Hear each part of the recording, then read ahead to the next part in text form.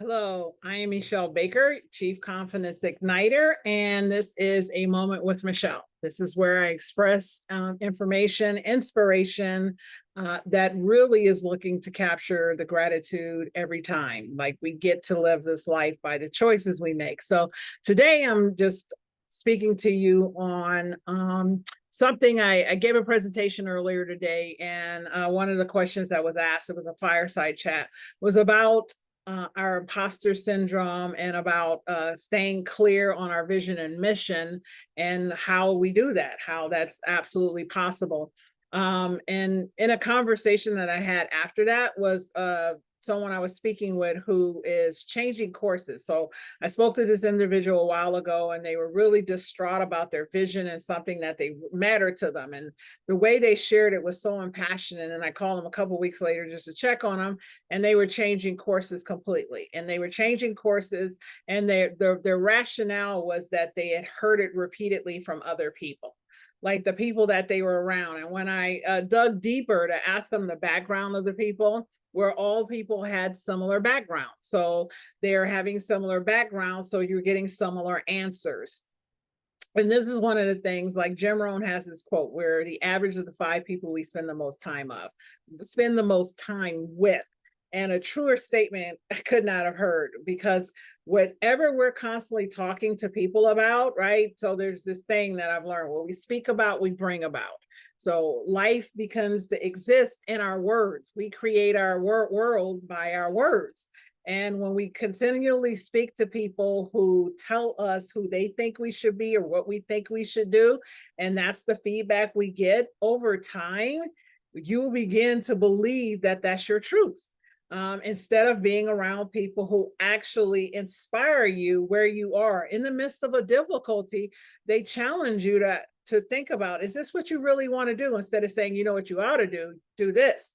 They actually ask you questions like, is this what you really want to do? Why do you want to do it? Why do you know this to be true for yourself? What have you vetted or validated about yourself and about your vision, so that you know this is what you want to do? Because anything you do, anytime you set out on a journey of creating something that didn't exist before, it's going to be difficult. It's going to be hard, right? Don't even like that word, hard, right?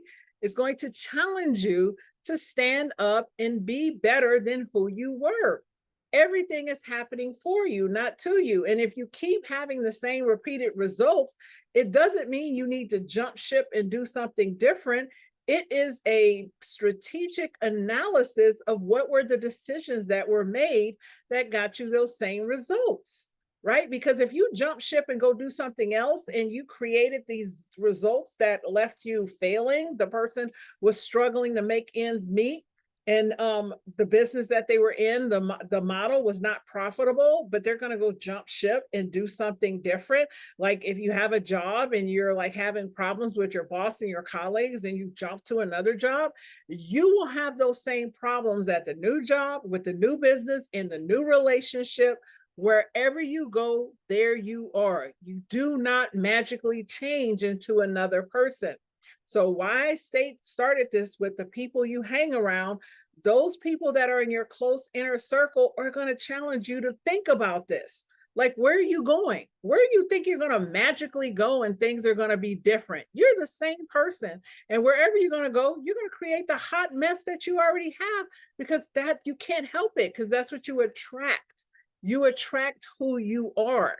If you want things to be different, I challenge you to stay where you are and find a way, make a way, have a conversation, get some training, get some counseling, get some coaching, and make it better where you are.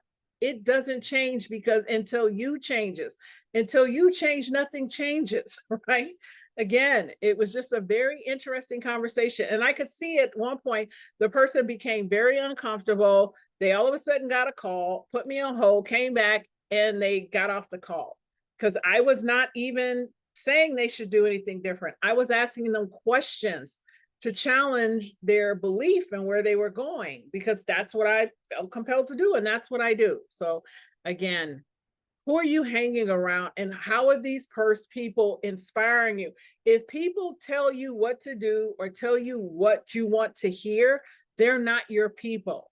The most powerful people you can surround yourself are with people who ask you questions and help you illuminate and elevate your dreams and desires. They help you to uncover and to face your fears. They challenge you to look at the things that you repeatedly keep getting stuck in, and they don't leave your side. They support you on the journey. As long as you're making forward progress, they got you. They understand that there is no magic old thing that's going to help you get out of it. Sometimes you got to bump your head a couple of times before it happens. And that's what like alliances and allegiances and advocates and mentors and friends and people like that and accountability buddies.